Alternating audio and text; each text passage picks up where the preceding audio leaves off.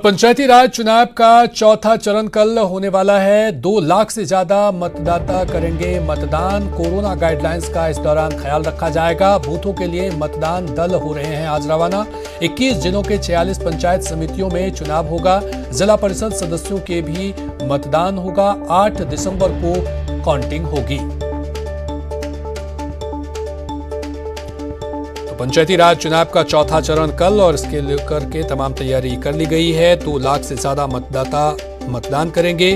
Corona guidelines का इस दौरान विशेष ख्याल रखा जाएगा। बूथों के लिए मतदान दल आज रवाना हो रहे हैं तमाम प्रशिक्षण लेकर के। 21 जिलों के 46 पंचायत समितियों में चुनाव होगा।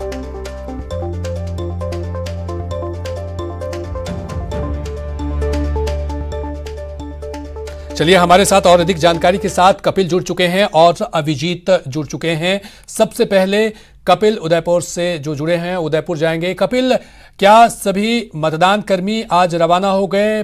कल चूंकि चुनाव है, ऐसे में तमाम तरह की तैयारियां पूरी कर ली गई हैं।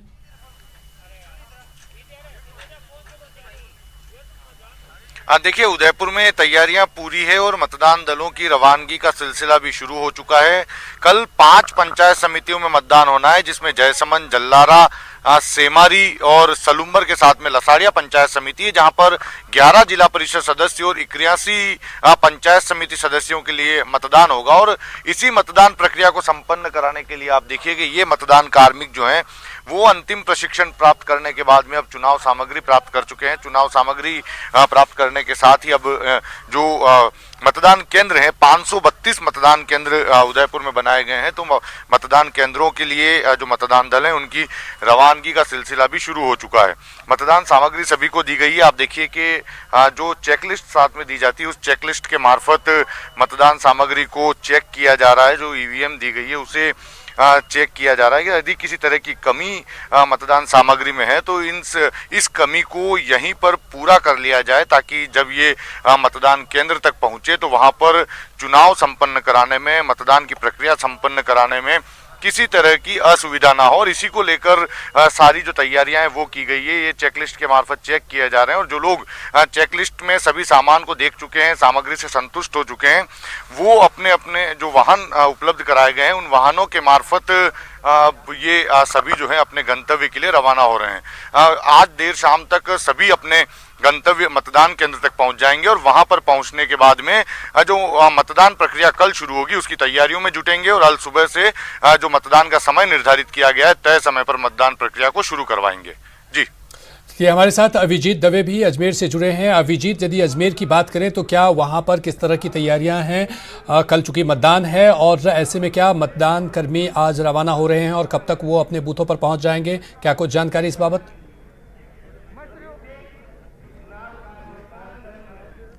देखिए कल्याण, 4 चरणों के पंचायती राज चुनाव का कल आखिरी चरण है और अजमेर जिले की 2 पंचायत समितियां किशनगढ़ और राई के लिए कल मतदान होगा। उससे पहले जो आज आखिरी प्रशिक्षण है वो प्राप्त कर जो मतदान कर्मी हैं वो रवाना हो रहे हैं। 2 पंचायत समितियों के कुल 36 पंचायत समिति सदस्य वार्डों के लिए चुनाव होगा, जिसके लिए 296 मतदान टोलियों का यहाँ पर गठन किया गया है और आज फाइनल सेशन ऑफ ट्रेनिंग लेकर ये मतदान कर्मी जो है रवाना होंगे, जिसमें देखिए कई एहतियाती यहाँ पर बरते गए हैं। कोरोना के साथ साथ जो इस तरह के जो क्रिटिकल और सुपर क्रिटिकल मतदान केंद्र हैं उनके लिए एक्स्ट्रा फोर्स ऑफ डिप्लॉयमेंट है वो यहाँ पर तैनात किया गया है। तमाम कोरोना की गाइडलाइंस के यहाँ पर ट्रेनिंग दी गई है। तमाम अब जो देखिए धीरे धीरे पोलिंग पार्टीज जो हैं वो अपने सामग्री को लेकर रवाना हो रही हैं। और सबसे अच्छी बात जो इस बार रही है वो रही है कि 3 चरणों के चुनाव संपन्न हुए हैं, उसमें किसी तरह की ईवीएम में कोई खामी निकल के सामने नहीं आई है और इसका पूरा श्रेय जो है वो निर्वाचन विभाग की टीम को जाता है, जिस तरीके से उन्होंने इस कार्य को संपादित किया है। और इसके लिए हमारे साथ मौजूद है senior RS officer Bhagwat Singh Rathore, जिन्होंने ट्रेनिंग दी है। सर, 3 चरणों में ईवीएम में कहीं कोई तकनीकी खामी नहीं आई, किस तरह का साउंड प्रूफ सिस्टम किया गया? अभी जो ईवीएम है उसमें कोई ज़्यादा विशेष कोई प्रॉब्लम आई नहीं है, क्योंकि एफएलसी जो हुई थी उसमें ठीक हुई थी और प्रिपरेशन में हमने अच्छी तरह ध्यान दिया, तो कोई समस्या कहीं नहीं आई है। कल आखिरी चरण का चुनाव है, किस तरह की तैयारियां हैं कल के लिए भी पूरी तरह से? अभी आज पोलिंग पार्टी रवाना होंगी और अंतिम दौर में किशनगढ़ और राई में पंचायत समिति चुनाव होना है, तो अभी तैयारियां पूरी हो जाएगी। तो देखिए, तो सबसे खास बात यह है कि ईवीएम में किसी तरह की तकनीकी खामी नहीं आई है। उसके लिए जो ट्रेनिंग सेशन दिया गया है मतदान कर्मियों को वो उसने सबसे अहम भूमिका निभाई है, जिसके चलते ये सब जो है इतने सफलतापूर्वक संपादित हुआ है। और अब कल जब अंतिम चरण का मतदान संपन्न हो जाएगा, उसके बाद जो है 8 तारीख को मतगणना होगी और पैरेलली मतगणना के काम को भी जो है जिला प्रशासन और निर्वाचन विभाग की ओर से संपादित किया गया है। हमारे साथ में एडीएम एडमिनिस्ट्रेशन है कैलाश चंद शर्मा साहब। सर, कल आखिरी मतदान होगा, उसके बाद 8 तारीख को काउंटिंग है। किस तरह की व्यवस्था है काउंटिंग के लिहाज से की गई है? कल मतदान का चौथा और आखिरी चरण पूर्ण हो जाएगा। उसके बाद मतगणना के लिए इसी भवन में पॉलिटेक्निक कॉलेज में ही व्यवस्थाएं की गई है। सभी पंचायत समितियों के लिए अलग अलग मतगणना हॉल की व्यवस्था की गई है। पंचायत समिति जवाजा, मसूदा और अजमेर ग्रामीण के लिए पंचायत समिति और जिला परिषद की मतगणना के लिए अलग अलग मतगणना कक्षों की व्यवस्था है। उनमें मतगणना प्रातः 9 बजे से प्रारंभ हो जाएगी और अन्य पंचायत समितियों के लिए एक ही मतगणना हॉल है, तो उनमें पहले 9 बजे पंचायत समिति के मतों की गणना होगी और 12:30 बजे से जिला परिषद के मतों की मतगणना प्रारंभ कर दी जाएगी। सर, जिला परिषद की मतगणना जैसे किसी पंचायत समिति में अगर मतगणना प्रक्रिया पहले संपन्न हो जाती है तो उसी समय शुरू कर दी जाएगी या समय का वेट किया जाएगा? हमने समय 12:30 बजे का दिया है जिला परिषद की मतगणना, जहां एक ही मतगणना कक्ष है, क्योंकि उसमें मतगणना के लिए जो मतगणना के काउंटिंग एजेंट है उनको भी इंटीमेट करना होता है, जो कैंडिडेट हैं उनको भी इंटीमेट करना होता है, तो उसमें हमने 12:30 बजे का समय निश्चित किया है। तो 12:30 बजे से ही उसको प्रारंभ करेंगे। सर, इस बार निर्वाचन विभाग की एक बड़ी उपलब्धि देखने को मिली कि जो 3 चरणों के चुनाव हुए उसमें ईवीएम में जो तकनीकी खामियों की शिकायतें आती रही हैं, इस बार कहीं से भी निकल के नहीं आई। किस तरह इस कार्य को संपादित किया गया? इस बार मतदान के लिए जब ईवीएम को तैयार किया जाता है उस समय विशेष रूप से ध्यान रखा गया कि मशीनों की जांच अच्छी तरह से कर ली जाए और मतदान से पहले ही अगर कोई मशीन खराब है, किसी तरह की उसमें त्रुटि है, एरर आ रही है, तो उनको पहले से ही हमने चेंज कर लिया ताकि जिस दिन मतदान हो उस समय अधिक मशीनें चेंज नहीं। सेशन को भी अच्छी तरीके से कंडक्ट किया गया और मतगणना के लिए जो प्रशिक्षण दिया गया वो अच्छी प्रकार से दिया गया और साथ ही जो अंतिम प्रशिक्षण निश्चित तौर पर अभिजीत तमाम तरह की तैयारियां कर ली गई है। अब जरूरत है कि जो मतदाता हैं वो बूथ तक पहुंचे और अच्छे प्रतिनिधि को चुने। बहुत बहुत शुक्रिया अभिजीत और कपिल हमसे जुड़ने के लिए और तमाम अपडेट्स देने के लिए। चलिए बढ़ेंगे अगली खबर की तरफ और खबर 12 से है, जहां 12 में सियासी पारा चरम पर है। ताजा मामला बीजेपी विधायक प्रताप सिंह सिंघवी को फोन पर धमकी देने से जुड़ा है। बताया जा रहा है कि ये फोन कॉल हनुमान बेनीवाल समर्थकों ने सिंघवी को की और उन्हें बयानबाजी नहीं करने की सलाह दी। फोन कॉल आने के बाद बीजेपी विधायक ने सारी बातों से पार्टी को अवगत करा दिया है। मीडिया से बातचीत में विधायक प्रताप सिंह सिंघवी ने कहा कि उनके पास अननोन नंबर से फोन आया कि आप इस प्रकार की बयानबाजी क्यों कर रहे हैं, हनुमान जी के खिलाफ क्यों बोल रहे हैं और वसुंधरा के पक्ष में क्यों बोल रहे हैं। मैंने कहा कि मैं किसी के पक्ष और विपक्ष में नहीं बोल रहा हूं, ये मेरे और मेरे साथियों की भावना है।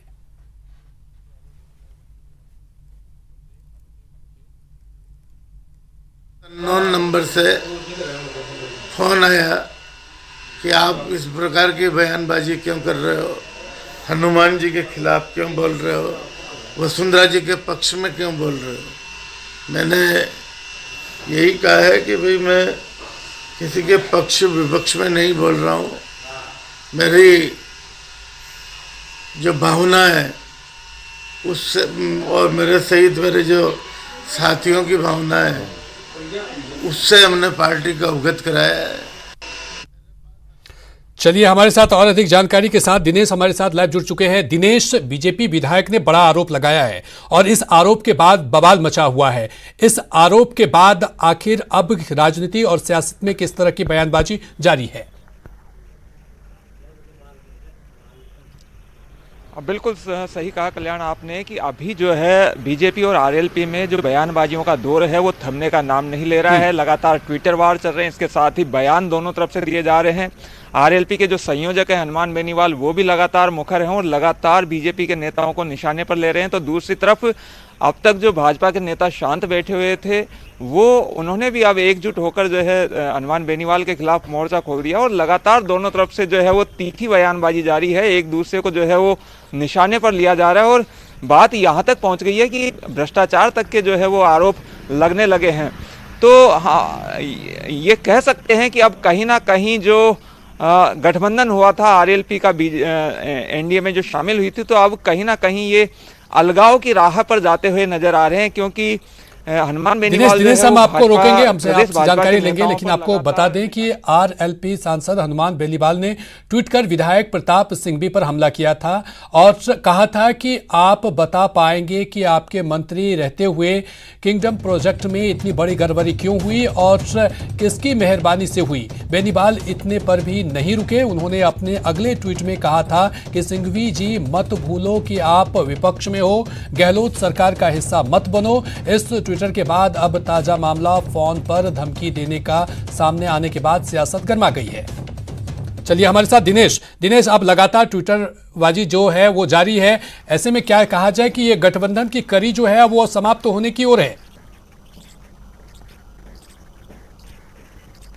बिल्कुल लग ऐसा ही रहा है, क्योंकि जिस तरीके से दोनों तरफ से बयानबाजी हो रही है, अब तक हनुमान बेनीवाल जो है वो प्रदेश भाजपा के नेताओं पर निशाने साधते रहे थे, लेकिन पिछले दिनों से वो लगातार कृषि कानून के मसले को लेकर केंद्र सरकार के खिलाफ भी मुखर है। तो ऐसा लग रहा है कि अब शायद मन हनुमान बेनीवाल का ऊब चुका है एनडीए में शामिल रहते हुए, और वो अब जो है वो अलगाव चाहते हैं।